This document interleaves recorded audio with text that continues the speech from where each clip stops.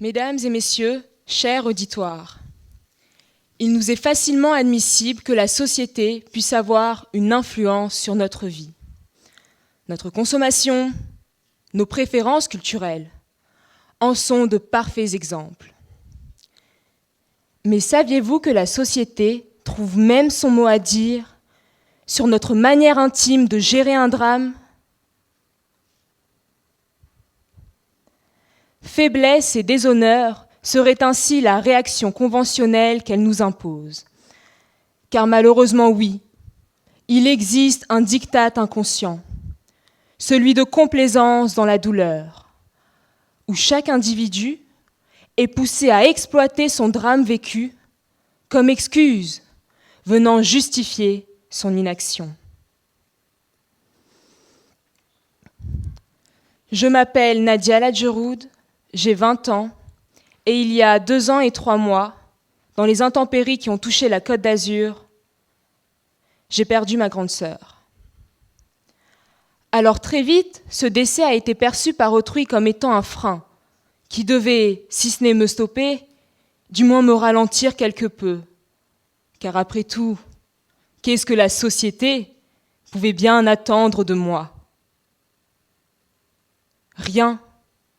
Certains me voyaient déjà abandonner mes études. D'autres m'ont conseillé de faire une pause, de reculer pour en quelque sorte mieux sauter par la suite. Mais à cette idée reçue que l'on essayait de me déguiser en choix personnel, j'y ai opposé un mécanisme psychologique encore peu connu en France.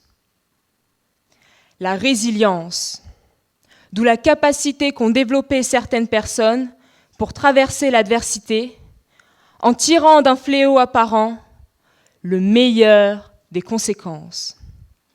J'ai donc décidé de prendre ma douleur et de la transformer en quelque chose de positif, pour moi, mais également pour autrui. J'avais conscience, mesdames et messieurs, que je pouvais agir, et plus que tout, je refusais d'attendre. La vie est courte, j'en avais eu la preuve. Il fallait donc une idée, un projet, un objectif vers lequel converger. C'est la raison pour laquelle, 1 mois après son décès, j'ai décidé d'entamer une action humanitaire en sa mémoire, le projet Yasmina.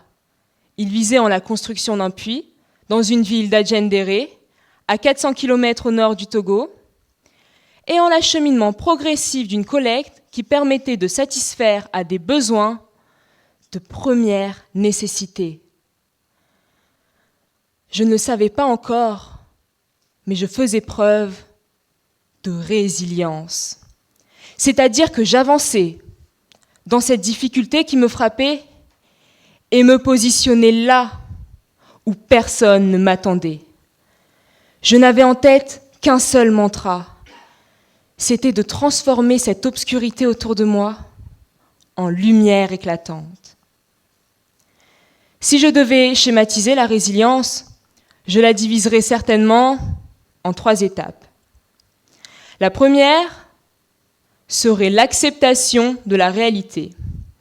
Un livre que j'ai lu m'a ici beaucoup aidé. Le manuel d'Épictète. La sagesse stoïcienne qui en est tirée préconise un cheminement progressif vers le bonheur, avec une distinction fondamentale. Il y a d'une part les éléments qui nous sont intérieurs. Ce sont nos pensées, nos choix, nos actions. Vu qu'ils nous sont intrinsèquement liés, vous en conviendrez que nous pouvons les contrôler. À l'inverse, se trouvent des événements extérieurs qui nous arrivent à un instant T, avec plus ou moins d'impact sur notre vie, ne faisant partie ni de notre psychisme, ni de notre corps. On ne peut donc les contrôler. Les décès sont des situations de crise qui font partie de ce 2e type d'événements, dans lesquels il faut commencer progressivement à renverser ce rapport de victimisation.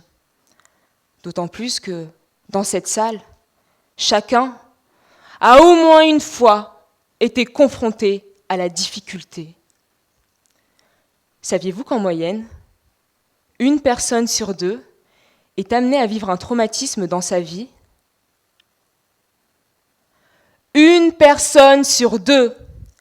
Si l'on prend comme échantillon cet auditorium, cela reviendrait à ce que chacun, en se tournant vers son voisin de gauche, y verrait un individu qui porte des fardeaux,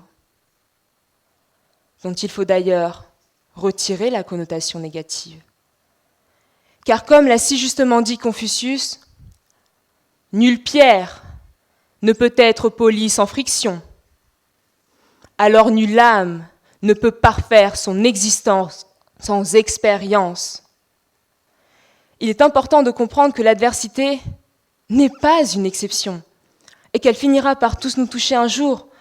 Donc certes, il faut l'accepter, mais commencer à voir en elle une opportunité pour développer tout son potentiel. La deuxième étape sera la transformation, le retournement, où je commence à agir sur ce que je maîtrise. C'est la raison pour laquelle j'ai entamé ce projet en un court laps de temps de 10 mois. Alors assurément, oui, j'ai rencontré des difficultés. Mais la première à laquelle j'ai dû faire face a justement été ce diktat inconscient d'oisiveté de l'homme face à la douleur. Mais le plus important ici n'a jamais été ce qu'autrui pensait. Ce qui a été déterminant et fondamental, c'est que pour la première fois, j'avais confiance. Je croyais en moi. Et plus que tout, je croyais en ce projet. De l'eau, la satisfaction de l'un des besoins les plus primaires qui soient, et qui en plus allait constituer ma réponse insolente face à la mort. Car quand on y réfléchit, l'eau est ce qui a pris la vie de ma grande sœur. Mais d'un autre côté, l'eau est ce qui a permis à des centaines de femmes et d'hommes togolais d'être sauvés. C'est la preuve que d'un même événement, en adoptant un nouvel angle d'approche, tout se modifie. Ce qui vous apparaissait comme un fléau devient alors votre carburant, ce qui est à la base même de la résilience. La troisième étape sera l'action et la convergence de tous nos efforts vers cet objectif final. Le mien, il est vrai, était humanitaire, mais il n'est pas fixe. Vous aussi, vous pouvez en trouver un selon vos centres d'intérêt. Être porté par une idée inspirante, quelque chose qui vous pousse à bondir du lit chaque matin, et ce, même si le monde autour de vous s'écroule ou est amené à s'écrouler.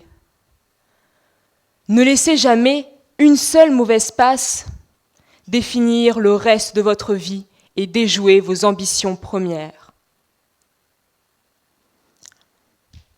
Regardez-moi, mesdames et messieurs.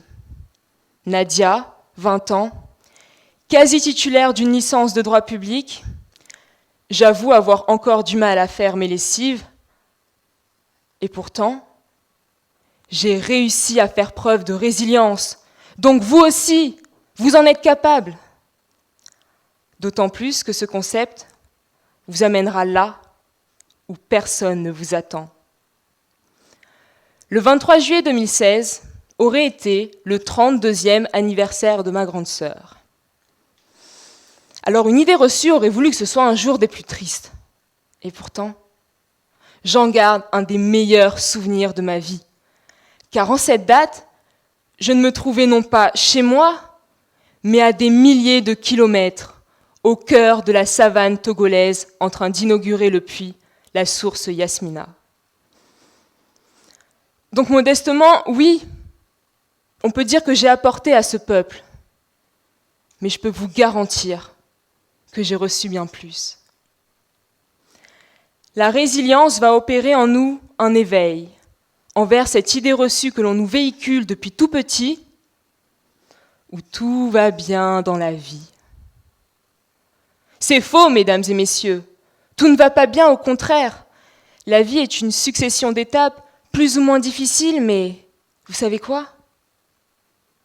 Aucune n'est insurmontable.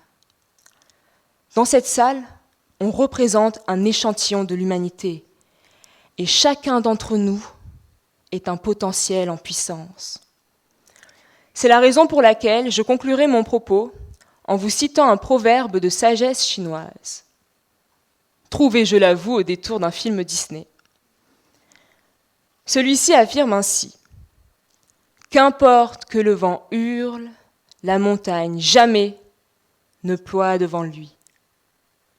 Qu'importe que le vent hurle, la montagne jamais ne ploie devant lui. » Je vous inviterai donc à faire preuve de l'ensemble de la force et de l'honneur que possède la montagne face à cette vie qui peut hurler devant vous. Merci.